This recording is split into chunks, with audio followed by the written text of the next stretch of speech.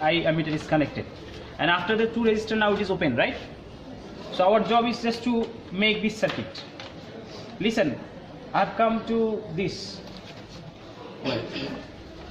Where should I come? Yeah. Okay, yeah. Listen, we have started from here.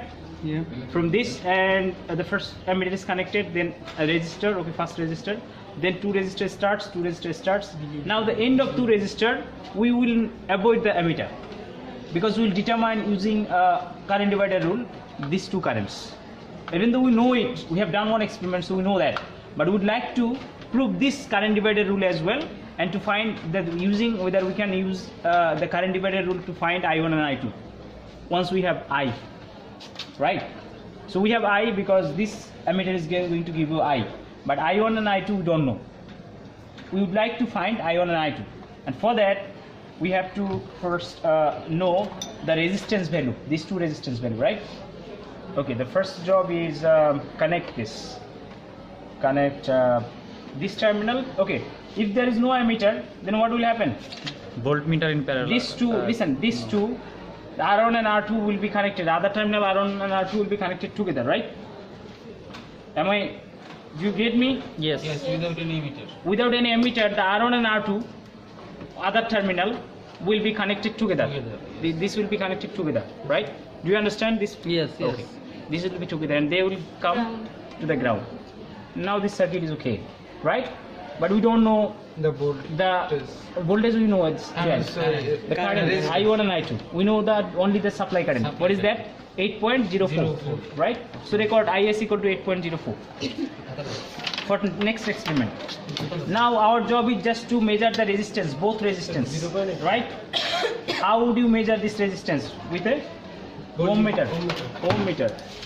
So this is placed as ohm meter. Now this meter, ohms. This meter is going to measure ohms. So how to measure the resistance of this? Just placing this meter across the resistance. It is going to show you the resistance value. Okay, 479K. No, that's not the value.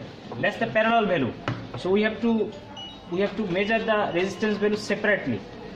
How? Separately. That means we have to disconnect these two terminal and then measure the value, right? Because once they are connected, and if you measure the value, then they will show the only the. Okay, what is that? 0.976, right? R1. That's R1.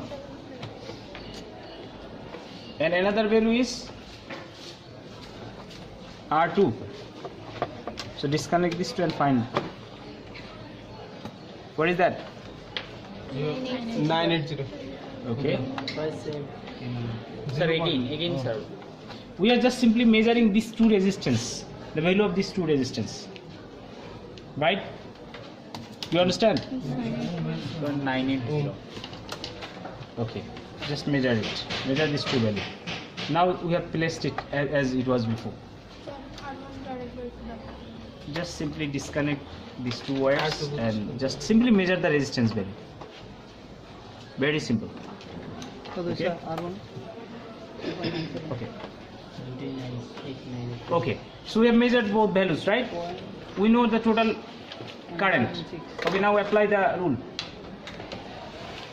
The first is the I1 would be equal to total R2. total IS into opposite resistor. Opposite resistor value is how much? R2. 0.980. Okay, R2, then R1 plus R2. So IS is how much? 8.02 8.02 into R2. R2 to 0.980 0.980 divided by total 0.980 plus 0.9 6 or 5. 76 or whatever, right? That's I1, and I2 Same. is IS into R1. 0.976 divided by 0.980 plus 0.976. So let us find those currents. IS, you know, just Yes. place the value of IS. see. So the value of